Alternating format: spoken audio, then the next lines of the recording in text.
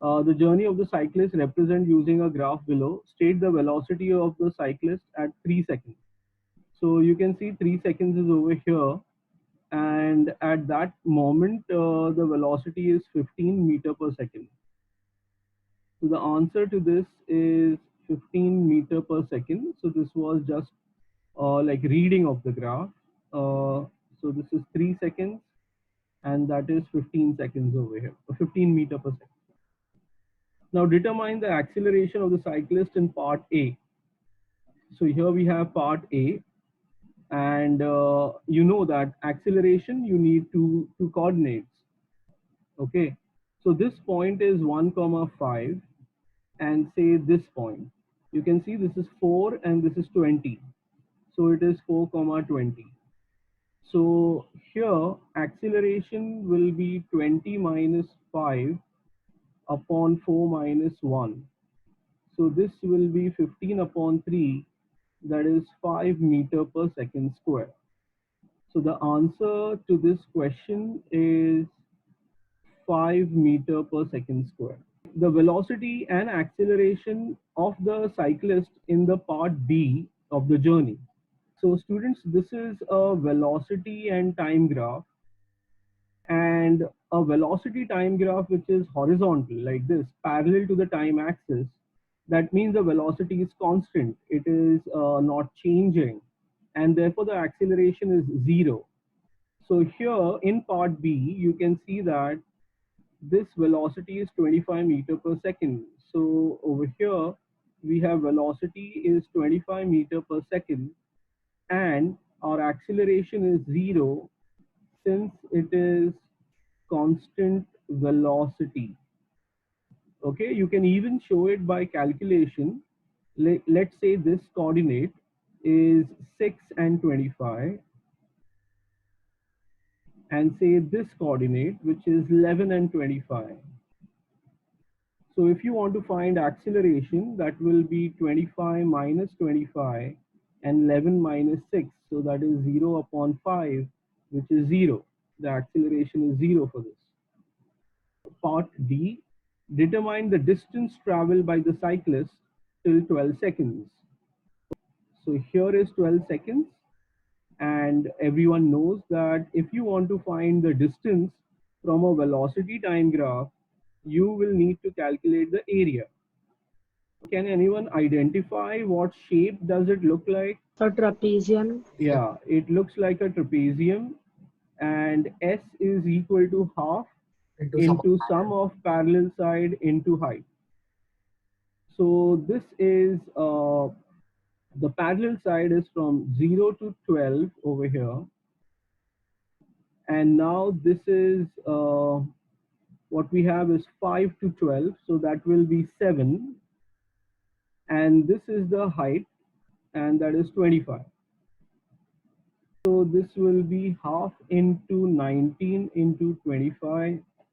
So, okay, so this is the answer over here, 237.5 meters. So this is the area under this particular graph. Okay, now determine the acceleration of the cyclist in part C. As you can see, it is a graph that is sloping downwards left to right. That means it should be a negative acceleration. So let's find out. Now here I take this point, which is convenient for me to calculate, 12 comma 25, and I can't get a proper point anywhere over here, so I take this, which is 15 comma 0.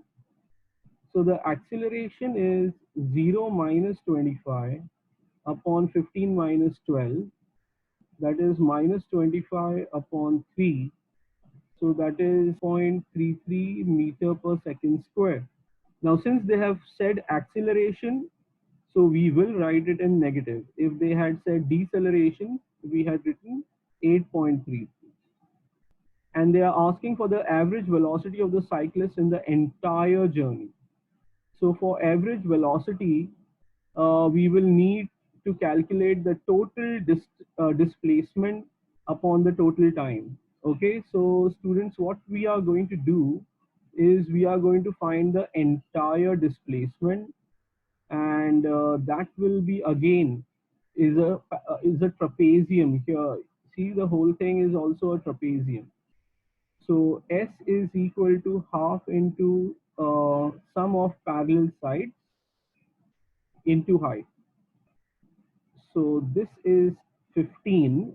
As you can see that from here to here is 15, and from this to this is 5 to 12, that is 7. So 15 plus 7, and the height is 25. So this is how much that will be? 22 into 25, 11 into 25, 75 meters. And the velocity average is total displacement upon total time. So that is 275 upon 15, and that will be 18.33. So the average velocity is 18.33 meter per second. This is the graph of car B. As I said, this is a velocity time graph, so the slope will give you acceleration. I'll take 2 points on it. Let's say this point. So this is 1 comma 3, and I can take the point over here, which is 5 comma 15. So acceleration will be 15 minus 3 upon 5 minus 1. So that will be 12 upon 4, 3 meter per second square. So the answer to this is 3 meter per second square. Now here, where do both the cars have the same velocity? Okay, students, so this is what you have to read the graph and see that whenever on a graph two lines cut each other, at that point they have both x and y coordinates same, and that is 6 comma 18. So they are asking when do they have the same velocity. So when means time, so that is over here at 6 seconds. They have the same velocity. And if they are asking you what is that velocity, and that velocity is 18 meter per second. Okay, so they have asked us when do they have the same velocity, and the answer is at during the 6th second. Okay, now they are asking which car has a higher average velocity.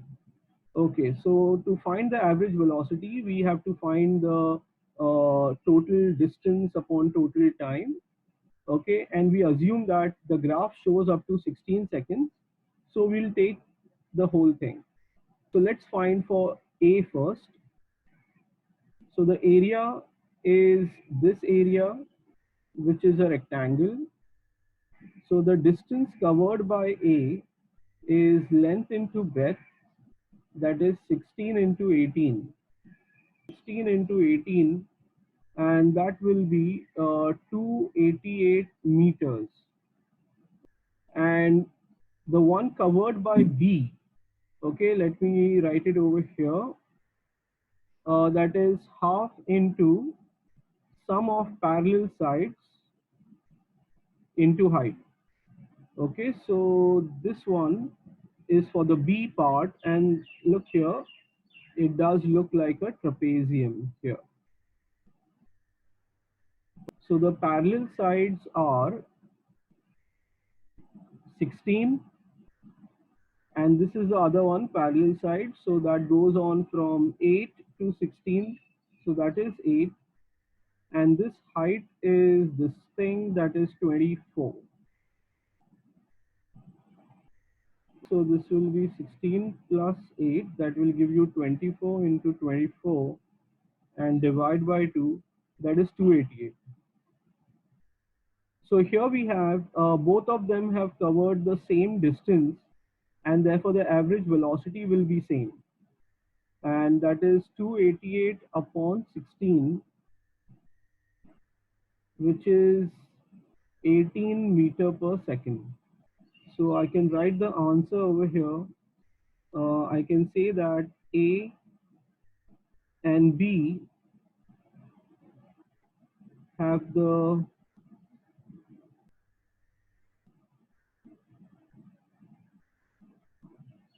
and that is 18 meter per second.